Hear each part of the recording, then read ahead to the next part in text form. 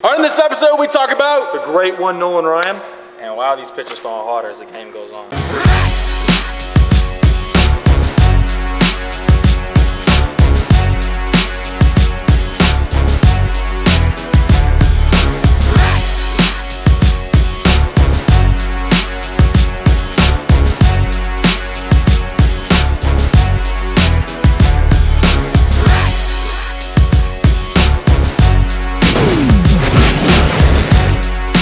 Porcio, David Ardsma, Tim Smith Jr. here at the @TopVelocity hashtag Pitch and Tips show, Twitter, Facebook, Instagram, Snapchat, @TopVelocity hashtag Pitch Tips, hashtag Baseball Tips. Ask your question, we answer on the show.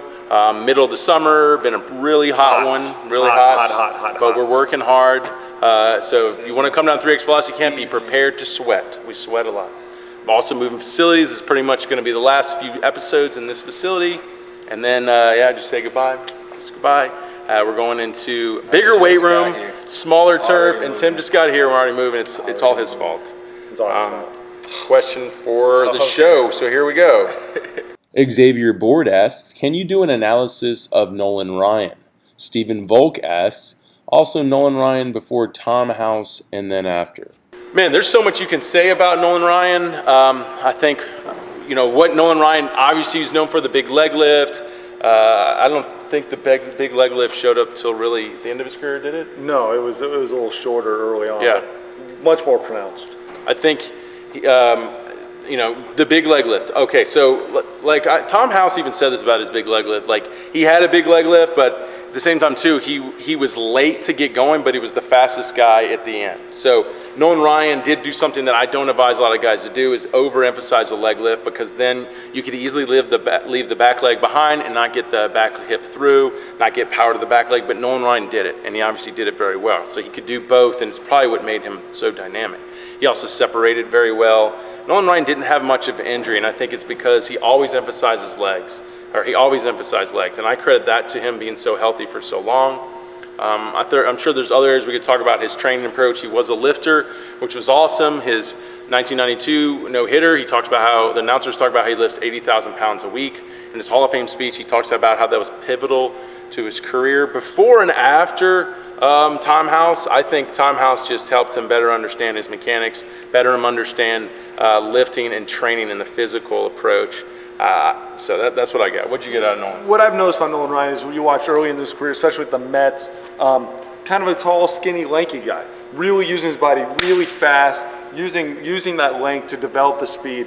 And then what he did is what a lot of major league pitchers don't do, is he developed and changed his body as his career went to sustain. What's going to happen is when you start slowing down. So he started getting stronger. You really see his bottom half getting a lot bigger. You actually see his top half getting huge. But you see his lower half getting really big, really strong. To overemphasize the decreases that he's going to make in the speed, he pushed the strength. And that's what you have to do, especially when you're getting older. Push the strength, push the strength, push the strength, because you're going to lose the speed. And that's why you see other pitchers that get hit about 30 years old and really drop off velocity-wise. Felix, Tim Lincecum, like you really see. David, what do you say to those guys? You're the big leaguer. What do you say to Tim Lincecums and the Felix Hernandezes? What do you say to them in their career? You got to address your body. You got to change it. The things that worked when you were 23 years old, 22 years old, aren't working anymore. So you can't keep acting like you're 22 years old when you're not moving like you're 22 years old. So you got to start changing your body, really develop that strength, that power in that lower half, so you can start moving again like you're 22, but when you're 35. And so if you want to keep playing the game like Nolan Ryan did until he was 45, whatever it was, 46, he completely changed and adapted to a 46-year-old body by still moving like he's 22, but not just focusing on speed, not just relying on what he did. He changed his entire body to keep moving like that, and that's why you saw basically he kept having success and probably had some more success towards the end of his career than he had early on. It's pretty significant to you, to the point you are in your career, to see that, and it just totally makes sense. Right? Absolutely. You see it, and you see the pitchers that break down don't do it. The pitchers that do continue having success when they're older change and adapt, and they don't all just become little knuckleballers or curve specialists. Thumbers, right? The guys that really have success when their bodies start changing, they change with it, and they really push their body to the limits. And you see them really pushing and having excellent careers throughout their entire career. Young man's perspective on Nolan Ryan. I mean, I don't know a lot about Nolan Ryan and mechanics and stuff, but just from what they said, I mean, it seems that, like he said, he adapted really well. I mean, he did his homework in the off season as he aged. I mean, he just, kept seeing what could he do to stay in tip-top shape. And so I just kind of noticed that with, the older guys in the league. So with David Ortiz and, Mariano Rivera, they obviously were doing something in the off season. So as they got older, they stayed, in tip-top shape. They adapted. They, did certain things that allowed them to still be successful and consistent, which is huge. In this game, consistency is everything. So those guys, performed at a high level because, they did their homework. They took care of their bodies. They made a commitment to, trying to stay at a top level when, younger guys are coming in and are throwing harder, even younger. So, those guys have to, really be on top of, their strength conditioning, their nutrition, those things. So it just seems that Nolan Ryan definitely, was set that pace for, being an older guy and then staying and competing with these younger guys, coming to the game. So that's what I think. It's the only way to do it. It's the only way around it. Good question. Next question.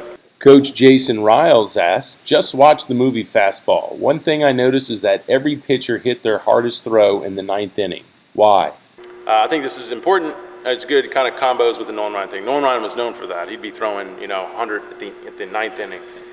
I'm not even going to go on that. You give it. I like your theory on this. My theory on it is that as a lot of these pitchers they pace themselves to be better towards the end of the game. They start the game out. They're not throwing hard on purpose. They're warming their bodies up. Their bodies have adapted to 9 innings. So it's almost like starting a race. You're not running full speed right out of the gate. You're letting your body build up to it. Plus, when you're facing hitters the first time around, that's their lowest averages.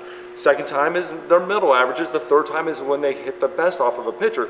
So a lot of times pitchers want to work into that third time through the lineup having your best stuff. Now you're introducing new pitches. Now you finally feel your body and feel the rhythm of the game, and you can start letting it go. Plus, you need to let it eat a little bit. And a lot of times you see those pitchers hitting walls around those innings because then they're starting to push themselves a little bit harder every single pitch. Yes, their velocity is higher, but they're pushing themselves so much harder through that time to make sure they get through that lineup that third time that's when they end up, you see them hitting a wall. And a lot of times when they give up runs, they give them up fast right after that. Or you see a pitching coach running out there the second you see 4 balls in a row. It's just the idea that they've adapted to that. It's not just this miracle thing that just happens. They've adapted and they're doing it on purpose.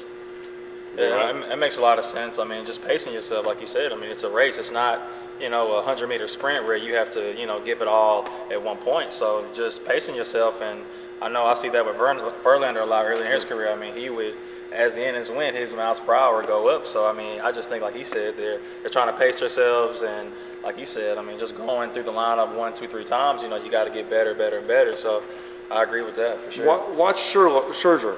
It's pretty amazing. You watch him, watch his intensity early on in the game. Watch, Felix Hernandez, when I played with him, his intensity the first inning of the game was like nothing. If you're going to score runs off those guys, you're scoring them early because they're going through the motions. They're just really trying to find their location, find their feel. You're not going to score runs off of them from the 6th, 7th inning on unless they just hit that wall. And you watch Scherzer's intensity, especially late in games when he got the 20 strikeouts, he was crazy those last couple innings. Just watch every pitch as hard as he can on purpose, but watch early in the game, and he wasn't doing that. He wasn't throwing like that early. Basically, he adapts to the game, and that's what those great pitchers do. Arrieta and all those guys, they adapt to the game. When they have to be their best, they are, and that's why they are the best. I see different gears. I see like the same thing we're saying here is, they come in at a lower gear, and then they're throttling up through the game. And the guys who can't do that, the guys who've got to come in at a high gear, they can't do that. They're the ones who are going to. I feel like those are relievers now. Yeah, those become the relievers. Then they become relievers. Right. Cool. All right. Good question. If you have a question, Twitter, Facebook, Instagram, Snapchat at Top Velocity, hashtag pitch tips, hashtag baseball tips, ask your question, answer on the show. 2X, 3X camps. Come on down here. We'll see you for the summer, and we'll see you in the next episode. Yeah.